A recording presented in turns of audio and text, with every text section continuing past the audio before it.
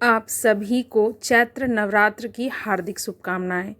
हिंदू नववर्ष की बात करें तो यह चैत्र मास के शुक्ल पक्ष की प्रतिपदा तिथि के साथ आरंभ हो जाता है। कितनी अच्छी बात है ना कि हम नववर्ष का आरंभ माई की पूजा अर्चना के साथ करते हैं। यूँ कह सकते हैं कि हम नवरात्र के साथ नव वर्ष का आरंभ करते हैं। इस सृष्टि को चलाने वाली, जगत को संचालन करने वाली माँ दुर्गा ही हैं। इन्हीं की वंदना से हिंदू अपने नए वर्ष में प्रवेश करता है। इस ब्रह्मांड में माँ का स्थान जितना ऊंचा है, शायद उतना ऊंचा किसी का भी स्थान नहीं है। चैत्र मास सबसे पावन मास है। माँ के आगमन के साथ इस माह की शुरुआत होती है। नवरात्र व्रत के साथ हम माँ से जीवन की खुशहाली की कामना करते हैं।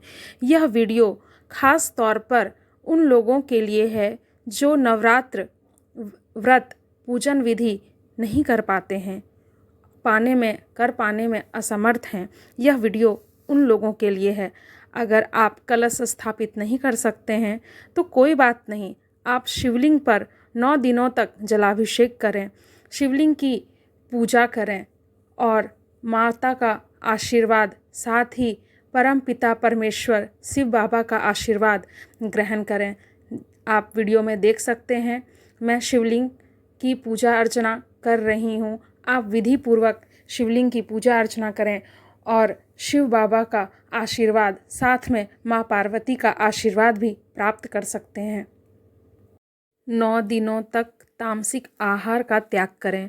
हो सके तो खाने में प्याज लहसुन का भी प्रयोग ना करें। पूरे 9 दिन माता के ध्यान में लीन रहें और उनका नाम जप पूरे दिन करते रहें। किसी का भी बुरा ना सोचें और चुगली करने से कोसों दूर रहें। अगर हम जीवन में खुशियों को बांटेंगे तो हमारे जीवन में भी वही चीज़ें लौट कर आएंगी। कहते हैं ना, जो कर्म हम करते हैं वही कर्म लौटकर हमारे जीवन में आता है। जैसा बीज हम बोएंगे उसी तरह का फल हमें काटना पड़ेगा। जीवन में सुख समृद्धि का आगमन माँ की कृपा से प्राप्त होता है और हमें परेशानियों से छुटकारा मिल जाता है। ऐसी मान्यता है कि इस समय माता रानी की पूजा करने से सभी दुखों का, कष्टों का नाश होता है। माँ का स्वरूप स्थिरता और दृढ़ता का प्रतीक है। माँ जीवन में शांति लाती है और इस चराचर जगत के प्रत्येक प्राणियों का कल्याण करती है। माँ दुर्गा शक्ति, पराशक्ति, मातृत्व, वात्सल्य, करुणा, शांति, लक्ष्मी, कल्याण का प्रतीक है। यह सारे गुण माँ में विद्यमान हैं। साथ ही एक स्त्री में भी ये सारे गुण मौजूद होते हैं। इसलिए जितनी भी स्त्रियां हैं वह अपने आप को कमज़ोर ना समझें।